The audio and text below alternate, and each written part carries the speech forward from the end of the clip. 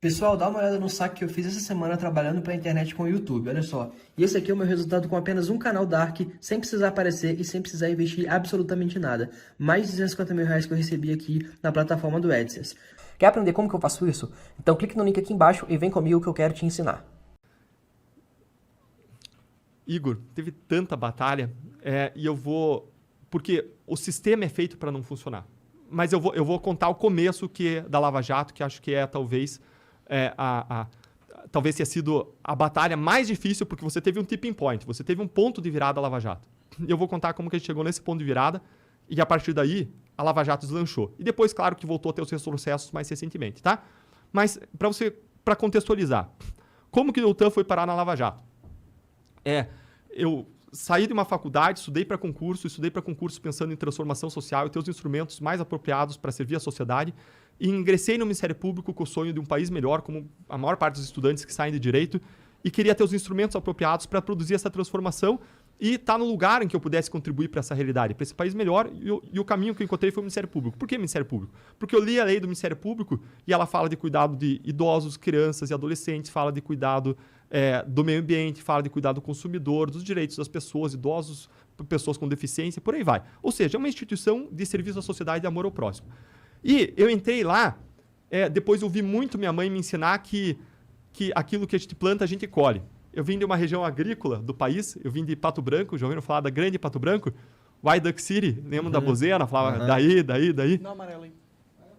E várias pessoas ouvem falar de Pato Branco porque... depois, obrigado. Ouve falar de Pato Branco porque tem várias cidades na região metropolitana da grande Pato Branco. Você tem Francisco Beltrão, tem Cascavel, Maringá, Londrina, Curitiba, São Paulo, Rio de Janeiro, né? Área de influência da grande Pato Branco. E até reclamo, às vezes, da sombra dos prédios da grande Pato Branco. E não por acaso eu vim de Pato Branco, né? Então, eu saí de Pato Branco e cresci com a cultura agrícola, né? De você plantar e você colher. E eu vi vários casos acabarem em impunidade. E eu falava, não, os meus casos vai ser diferente. Porque eu vou trabalhar duro, eu vou fazer tudo que está ao meu alcance, eu vou conseguir resultado diferente. E entrei com esse espírito de luta, de tentar fazer a diferença. Um ano depois eu tive o meu primeiro grande caso de corrupção. Era um caso de gafanhotos. Esses gafanhotos não comiam as folhas das plantações lá de Pato Branco, mas comiam sim a folha de pagamentos da Assembleia Legislativa do Estado do Paraná. Eram funcionários fantasmas. Pior que rachadinha. Na rachadinha, o funcionário devolve um pedaço do dinheiro, né? No funcionário fantasma, o funcionário não existe, ele não sabe que ele está lá. É alguém da periferia que ganhou uma dentadura, preencheu o formulário, o cara usa os documentos, o cara coloca ele para trabalhar na Assembleia, ele nem sabe que ele está lá. No final do mês, vai um dos funcionários do gabinete, saca todo o dinheiro. Eu tive uma ideia durante a investigação, eu mandei um ofício para a Assembleia e queria saber todas as pessoas que recebiam salário na mesma conta, que mais uma pessoa recebeu salário na mesma conta. E olha o que eles faziam. Tinha caso de 12 pessoas que recebiam salário na mesma conta. Com sobrenomes diferentes. Cara de pau, né? Muita cara de pau. Eles nem Igor. tentam esconder. Cara, é muita cara de pau. E aí você via o extrato do saque, ia lá uma pessoa e sacava de uma conta, de outra conta, tudo um em seguida do outro. Caralho. Cara, é muito absurdo, cara. É muito escancarado. É porque nunca ninguém investigava. Cara, eles confiavam na impunidade, né? E aí, eu consegui isso, a investigação foi avançando, aí bateu em pessoa com foro privilegiado e começou a palhaçada. Aí um cara se tornava prefeito e ia pro tribunal. Aí o cara virava deputado federal e ia pro Supremo. Aí o cara virava governador e descia pra STJ. E você não consegue seguir uma investigação, porque cada hora a investigação tá pulando de galho em galho e não dá nem tempo pro procurador, pro policial conhecer a investigação, pro juiz conhecer a investigação, daqui a pouco já tá pulando para outro galho. E o que aconteceu com esses casos? Mais de 10, 15 anos depois, adivinhe quantas pessoas punidas? Nenhuma pessoa punida. Aí você vai dizer, não, mas o dinheiro foi recuperado. Gente, não foi um centavo recuperado esse dinheiro. Um centavo. Um ano depois, eu passei a atuar num outro grande caso, que foi o caso Banestado. Esse caso foi um precursor da Lava Jato, foi o caso em que a gente desenvolveu uma redoma, em que a gente cresceu a cultura ali das colaborações premiadas. A gente fez coisa aí de 17, a coisa de colaboração premiada. Quem que teve essa ideia de colaboração premiada? Por que vocês estavam quente nessa ideia? Então, era um pessoal jovem que estava lá no caso do Banestado. Era eu, o Carlos Fernando, o Vladimir Aras, o Orlando Martello, o Januário Paludo. Pessoas inspiradas pelo direito americano e que queriam fazer a diferença e queriam fazer a coisa certa. E o que a gente percebeu? A gente percebeu que tinha uma lei que tinha criado a possibilidade de uma colaboração e no exemplo norte-americano, isso eram contratos clausulados, a colaboração. Isso para proteger mais a sociedade, o Estado em relação à colaboração. E o que a gente percebeu? que aquilo nos abria a possibilidade de a gente expandir exponencialmente as nossas investigações. Porque você pegava um doleiro, fazia um cerco probatório, conseguia... O cara estava fazendo operações milionárias, você tinha razões para prender ele, razões de interesse público, razões legais para prender ele. Você prendia o cara. E você abria a possibilidade, e os advogados abriam a possibilidade para ele, dele colaborar com a justiça, entregar outros 10 doleiros e receber uma redução da pena.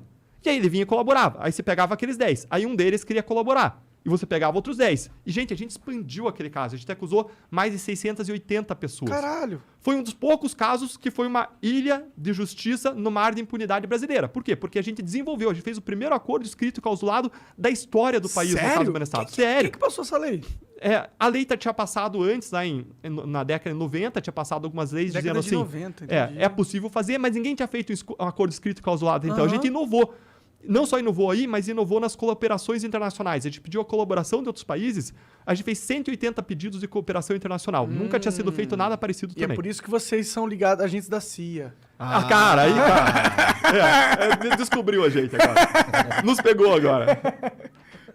Tem gente que fala isso pra caralho, imagina. Cara, tem gente que fala, cara, mas essa é daquelas asneiras, aquelas Mas é por causa bobeiras disso, não dessas dá lá. colaborações internacionais? Exato, mas por que existe a cooperação internacional? Porque o cara que paga ou recebe propina, ele usa lavadores de dinheiro profissionais que movimentam o dinheiro no exterior, movimentam o dinheiro fora do país. Então você pega lá a conta do Eduardo Cunha, estava em nome de uma empresa offshore, que é uma empresa que se compra pela internet, do Panamá, do Uruguai. Ele era o procurador dessa empresa, ele era o que a gente chama de proprietário beneficiário, ele era o real controlador, quem fazia a movimentação financeira, mas a conta estava lá na Suíça, aberta em nome de uma empresa offshore, e ele era o controlador, ele ou alguém da família dele. E para eu ter prova da corrupção, do pagamento da propina, eu preciso conseguir a documentação dessa conta. Preciso os documentos de abertura para mostrar que é dele, e preciso os documentos do dinheiro entrando e de onde que veio. Que veio de uma Odebrecht, veio de uma Andrade Gutierrez, veio de alguém pagando propina. Alguém que não poderia estar fazendo aquele pagamento. E aí o dinheiro veio, sei lá, de Mônaco. Então eu preciso cooperar com o Mônaco e preciso obter os documentos de abertura da conta, os extratos bancários, os documentos de pagamento para fechar a prova e ter uma acusação robusta contra aquela pessoa. E a gente fez muito isso. E foi fácil chegar nessas organizações internacionais? Como que vocês obtiveram acesso? O que a gente fez? A gente fez algo, de novo, inovador. Veja que, no caso do Banestado, foram 180 e poucos. Na Lava Jato, a gente fez mais de 700 pedidos de cooperação internacional, em relação a mais de 60 países. Porque eles construíram uma teia. Veja que só uma empresa, a Odebrecht, ela corrompeu pessoas em 12 países diferentes. 12 países. Lembra aquela ideia que o cara só sabe ganhar pagando propina? Cara, ela corrompia em 12 países. Onde ela estava corrompendo. E ela lavou o dinheiro em 10 diferentes países. Então, para você... 10 outros diferentes desses 12, tá? Nossa, então, esse esquema é difícil de pegar. Cara, pra você montar esse Vai quebra-cabeça... ter que dar isso pros caras, né? Altamente complexo, cara, internacional. E para você montar esse quebra-cabeça, você precisa, então, da cooperação de 22 países. 22 países. E o que a gente fez? A gente estabeleceu relação próxima com os países. E como que você faz um pedido de cooperação? Você faz via carta, uma carta que passa pelo Ministério da Justiça, e a resposta vem via Ministério da Justiça. Mas a gente não se restringia a isso. Por quê? Porque todos os organismos nacionais e internacionais recomendam que você, em paralelo a essas cartas, você faça contatos. A gente não está mais na idade da pedra. Claro, hoje você quer que o negócio funcione. Né? Exato. Você liga pro cara e você diz, olha, tô mandando esse pedido, tem isso. Você faz reunião, você pergunta, você esclarece, fala quem quer quem do caso e você convence o cara a dar prioridade. E a gente foi pra Suíça várias vezes, a gente convenceu eles a montar um time para nos atender. E a Suíça montou um time só para nos atender, porque as contas lá tinha assim, centenas e centenas de milhões de dólares de propinas lá na Suíça. Eles falam, foram puta, bloqueados. esse caso aqui é absurdo, meu Deus do céu, não tem como a gente ignorar essa porra, não. Cara, exatamente, foi revolucionário, inclusive, para os suíços, e a gente estabeleceu um nível de cooperação excelente. Então a gente mandava as cartas, passava para o Ministério da Justiça e a gente fazia uma série de reuniões. Reuniões presenciais, fazia ligações, mandava e-mail. Mas foi fácil chegar nessas pessoas na Suíça? Vocês ligaram como? Vocês tinham esse contato por causa dos trabalhos que vocês fizeram? Como que foi? A primeira vez, o primeiro contato foi o seguinte, a gente estava lá no começo do Lava Jato, e eu acabei não contando, eu ainda estou com aquela tua pergunta para responder, mas eu chego lá uma hora, tá? Aquela pergunta sobre qual foi o momento mais difícil, né? É verdade, pô. A gente vai evoluindo então, a primeira vez foi o seguinte, eu vou acho que retomar aqui a do Igor, e aí eu vou chegar nesse ponto, Demorou. Tá. Então, eu tive um caso, então, de insucesso, que foi o caso dos gafanhotos, depois tive outro caso de insucesso, foi o caso do Banestado, mais de 580 pessoas, 680 pessoas acusadas, sabe quantas pessoas foram presas? Pouco mais de 10. 10 anos depois, pouco mais de 10 tinham sido presas, responsabilizadas. Por quê? Porque o sistema não funciona. Quem tinha sido responsabilizado tinha sido os colaboradores. Isso é justo ou injusto? Isso é injusto pra caralho. Cara, o cara que colabora é o cara que tava se ferrando. É. Aí, um ano depois, eu tive outro grande caso de corrupção e a gente acusou 2 empresários, auditores da Receita por corrupção também e outros crimes. Consegui condenar os 2 a mais de 40 anos de prisão cada um. Que da hora. Cara, super legal, né? Sim. Mas sabe se eles foram punidos? Não foram, porque 10 anos depois, dos meus 3 casos criminais, um foi anulado, o Superior Tribunal de Justiça adotou uma tese nova que nunca adotou na história, que a interceptação telefônica não podia passar de 30 dias, nenhum outro tribunal jamais decidiu isso, STJ ou STF, e adotou essa tese nova, anulou um dos casos. E os outros 2 acabaram em prescrição. Ah, Deltan, mas você não monitorou esses casos. Monitorei. Mandava cartinha para os desembargadores. Cartinha para os ministros dizendo, esse caso vai prescrever, tem dinheiro bloqueado no exterior. Pelo amor de Deus, dá atenção para esse caso. Faz ele tramitar celeremente. E sabe onde que ele prescreveu? No STJ. Ainda tinha um degrau ainda do sistema. Gente, não tem como funcionar. Caso Marca Fonte Sidan, prescreveu. Caso Propinoduto, de 2003, 30 milhões de dólares de auditores fiscais bloqueados na Suíça. Corrupção prescreveu. O nosso sistema é feito para não funcionar. E olha que falou-se pra caralho do propinoduto. Pra caramba, cara. Pra caramba. E prescreveu, cara. E prescrição significa impunidade plena. Nossa, isso impunidade plena. Essa é a regra no Brasil.